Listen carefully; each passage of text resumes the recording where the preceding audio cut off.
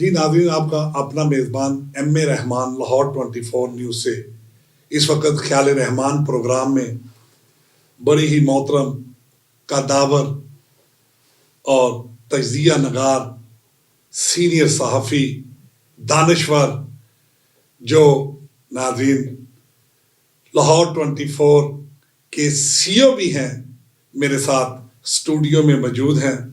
ناظرین، ایک دور تھا جب سینما، تھیٹر اور وی سی آر کا دور تھا۔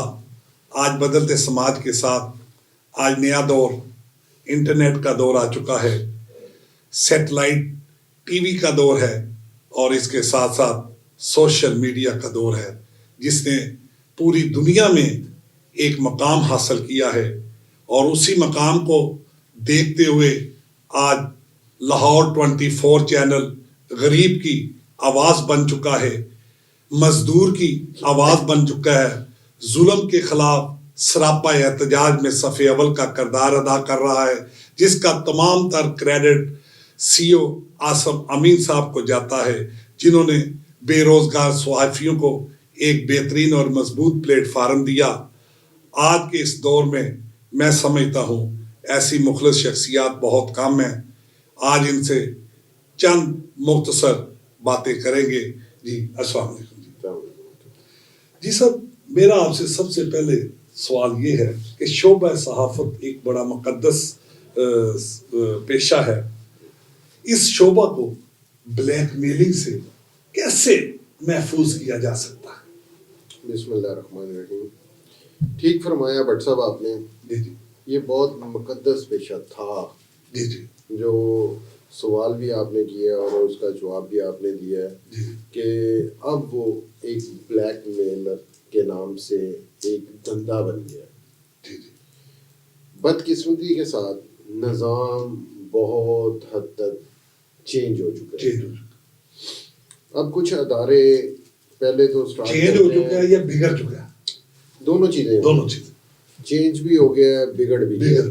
ٹھیک ہے، ایک تو پرنٹ میڈیا سے جب الیکٹرانک میڈیا آیا تو تب ایک نظام میں تبدیلی آئی۔ جی جی، ایک صحافت جو وہ پرنٹ میڈیا کی صحافت تھی وہ بہت نفیس اور ایک با کردار والے الفاظ اور ایک بہت ہی مزیدار قسم کی صحافت تھی، جس میں اچھے پڑھے لکھے لوگوں کا شمار جن سے وہ سامنے آتا تھا، جس میں آپ الفاظوں کو پڑھتے تھے تو آپ کو پتہ لگتا تھا کسی صحافی نے، کسی لکھنے والے نے کوئی چیز لکھی ہے۔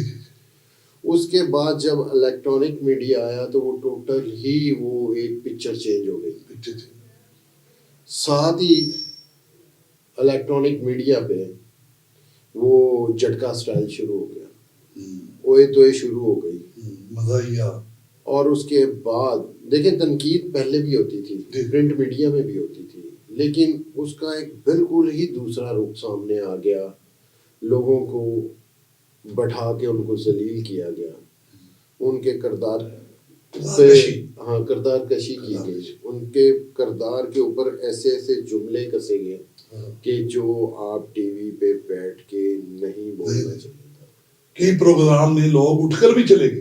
دنیا میں ایسا نہیں ہوتا۔ اب کچھ سالوں سے ٹرینڈ بن گیا ہے دنیا پہ بھی، لیکن بہت عرصہ ہمارے یہاں تو پچھلے 20 سالوں سے یہ کام شروع ہو چکا ہے، لیکن دنیا میں آ کے اب آپ دیکھ لیں، یا انڈیا ہے یا ایک چند ایک چینل ہوں گے کہ جو ایسی حرکات کرتے ہیں اپنے صرف اور صرف مقاصد کے لیے، اپنی ایڈورٹائزنگ کے لیے، اپنے پروگرام کو پیک ٹائم دینے کے لیے، ٹھیک ہے جی، اس پہ بزنس لانے کے لیے۔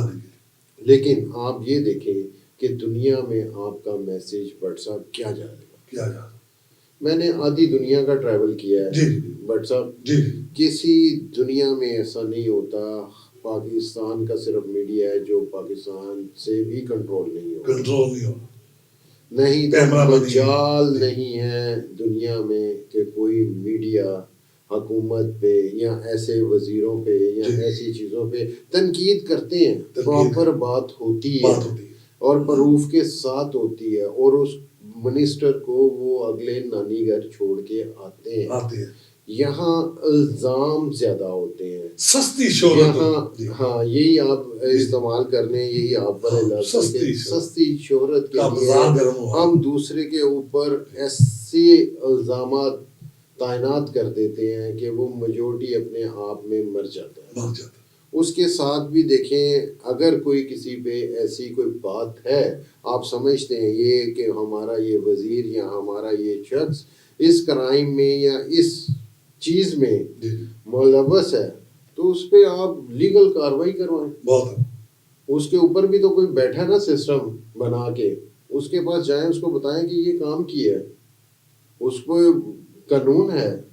یہ تو نہیں ہے کہ ہم اس ٹیبل پہ بیٹھ کے اپنا فیصلہ سنائیں.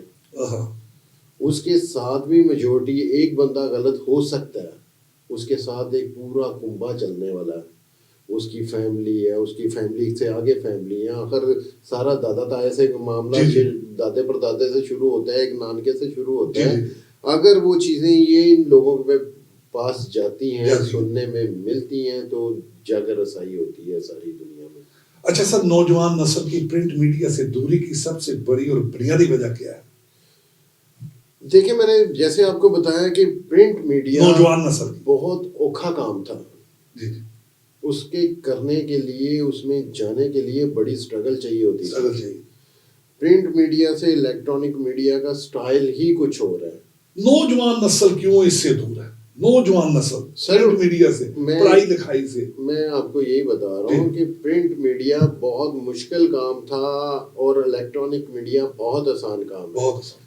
الیکٹرانک میڈیا میں ہم لوگوں کو بھی چانس ملا. دیکھیں, ہم خود بھی اپنے آپ کو پہلے انوالو کرتے ہیں کہ ہم آئے, یہاں بیٹھا, ہاؤنو دیکھی, سنی, پڑھی, تھوڑا سا ٹائم دیا, ٹیبل پہ آگے بیٹھ گئے, تبصرے شروع کر دیے, تجزیے شروع کر دیے. تو یہ ایک موقع اسی طرح ہمیں ملا. اسی طرح ہماری آنے والی جو پود ہے, جو نیو جنریشن ہے, یہاں ان کے لیے چانسز زیادہ ہیں کہ یہاں جو غلطی ہیں اس کی جو سی معافی کوتاہی ہو جاتی ہے. پرنٹ میڈیا میں ایسا نہیں ہوتا. یہ پوائنٹ آپ کا ٹھیک ہے. اور آپ کو جیسے بتایا, پرنٹ میڈیا میں لکھنے پڑھنے والے وہ لوگ ہی اور تھے جو اب اس دنیا میں نہیں رہے. جو چند ایک ہے, آپ کو پتا ہے کہ پرنٹ میڈیا کا جو زوال ہوا ہے, اس کی وجہ سے بہت سے ادارے بند ہو چکے ہیں, بہت سے صحافی جو ہیں بے روزگار ہو چکے ہیں. اچھا سر, مہنگائی کا دور ہے, آپ نے یہ بہت بڑا ایک کام کیا عبادت سمجھ کر, مقدس شعبہ صحافت کو دیکھتے ہوئے. تو یہ لاہور 24 نیوز کا قیام, اس کا خیال کیسے آپ کو آیا؟ بٹ صاحب, ہمیں اسی بلڈنگ جہاں ہم یہ پروگرام کر رہے ہیں, یہاں سے علیم خان صاحب نے وقت اخبار کو لانچ کیا تھا. بہت سن 2002-3 کی بات ہے. ٹھیک ہے جی. وہ تقریباً 5-7 سال میرے پاس وہ رہے. اس کے بعد اسی بلڈنگ میں میرا آفس ہوتا تھا, اوپر گراؤنڈ فلور پہ. حق چینل وغیرہ. ہاں جی. حق چینل بعد میں آیا. سب سے پہلے یہ وقت اخبار آیا. وقت اخبار ہے. تو اس میں پھر ہمارا بھی آفس ہوتا تھا. ہیلو ہائی ہونی شروع ہوئی, تمام دوستوں سے انہوں نے بیٹھنا شروع کیا. پھر وہ آہستہ آہستہ, پھر ایک صاحب نے مشورہ دیا کیوں نہ آپ اس صحافت کی طرف آئیں. اس ٹائم جو تھا نا, صحافت ایک زبان تھی غریب آدمی کی. غریب لوگوں کو انصاف نہیں ملتا تھا. اگر آپ 2003, 4, 5 میں چلے جائیں نا, اور 2022 آ گیا, تو بہت فرق تھا دنیا میں. بالکل ٹھیک ہے. یہ صحافت ہم سمجھتے وہی تھے کہ یہ صحافت غریب کی آواز ہے, غریب کی, مظلوم کی آواز, مظلوم کی آواز ہے. اس کا میسیج جو ہے لوگوں تک جانا چاہیے اور اس کو انصاف ملنا چاہیے. یہ سوچ کے پھر میں نے ایک سب سے پہلے ایک گلوبل ریویو میگزین بنایا, GGN. گلوبل ریویو بنایا. پھر اس کے بعد ایک اخبار بنوایا جو انگلش کا تھا, دی اسٹیٹس, وہ سٹارٹ کیا. پھر ہمارے دوست تھے حاجی حنیف صاحب, جو پہلے حق ٹی وی ہوتا تھا, جو اب 92 نیوز ہے. یہ پہلے حق ٹی وی ہوتا تھا. پھر وہ میرے بھائی کے دوست تھے. پھر ان کے ساتھ وہ شیئر ہولڈنگ ہم نے کی, اس کے 20% کے ہم انویسٹر تھے, یا یہ کہہ لیں یا مالک تھے اس کے. یعنی کہ حق چینل سے 92 کا سفر انہوں نے شروع کیا. جی جی حق چینل سے بکا بکا اور 92 92 چینل آیا.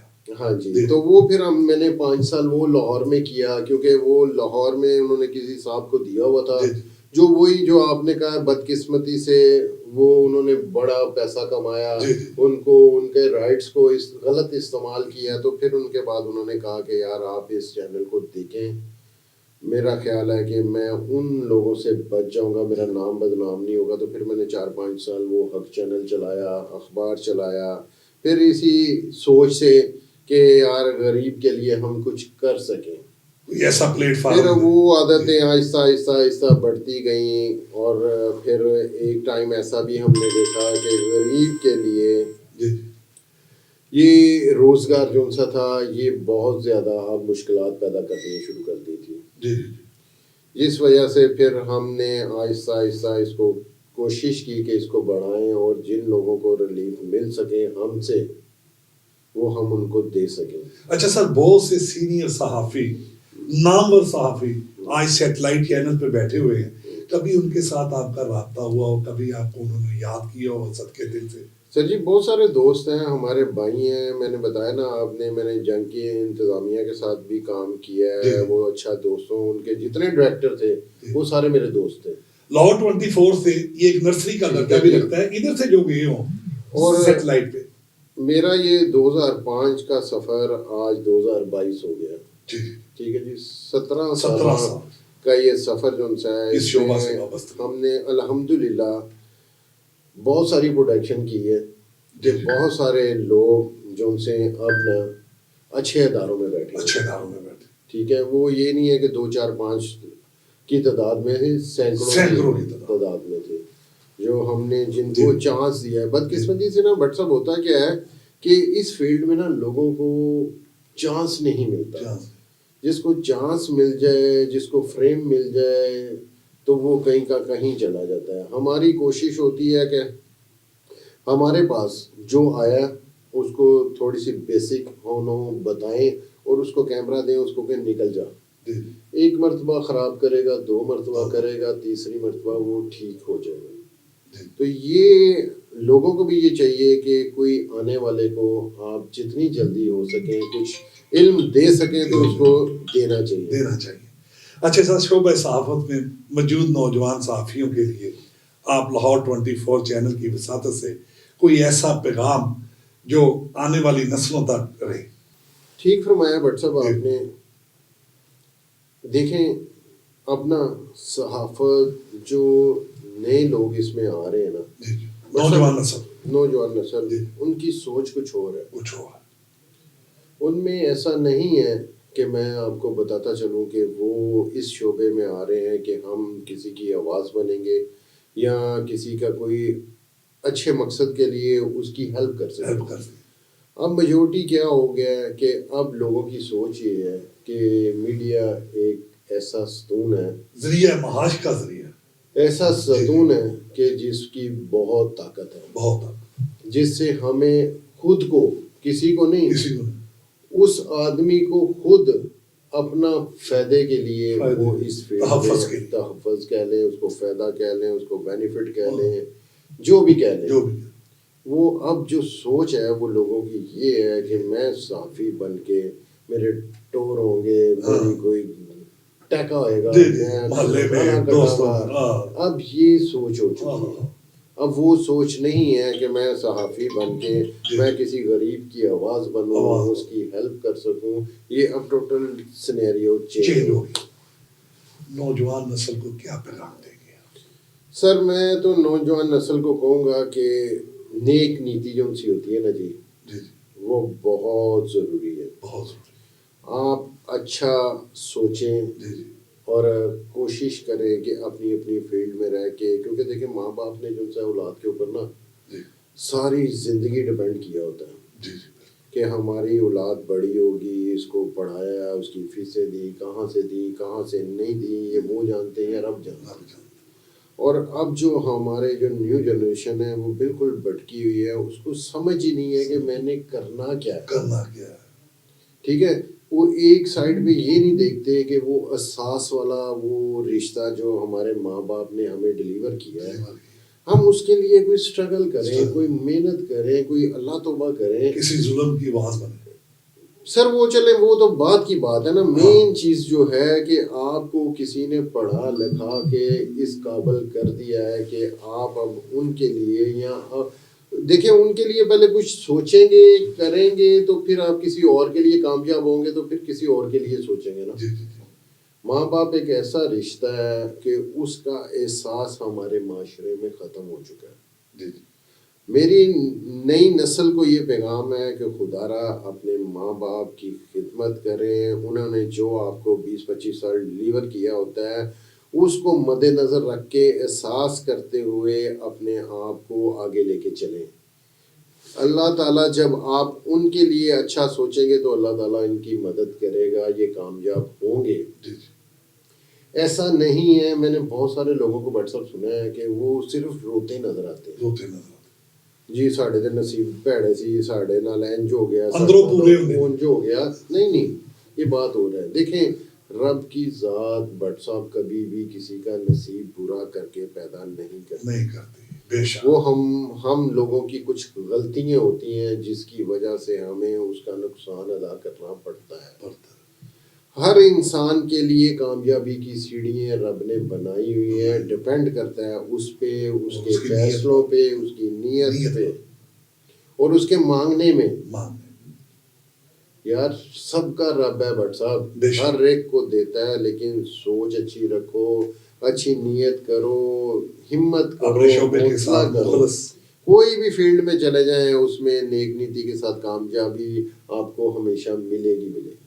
جی ناظرین, یہ تھے عاصم امین صاحب, سینئر صحافی, دانشور, تجزیہ نگار اور senior member press club Lahore 24 کے CEO, جو آج ہمارے ساتھ بڑی تفصیلی گفتگو کر رہے تھے. آخر میں ان کا پیغام کہ احساس کا رشتہ قائم کریں, اپنی نیت کو ٹھیک کریں, اپنے شعبہ سے وابستگی کو صحیح طریقے سے سر انجام دیں. اسی کے ساتھ ایم رحمان کو اجازت. اللہ حافظ.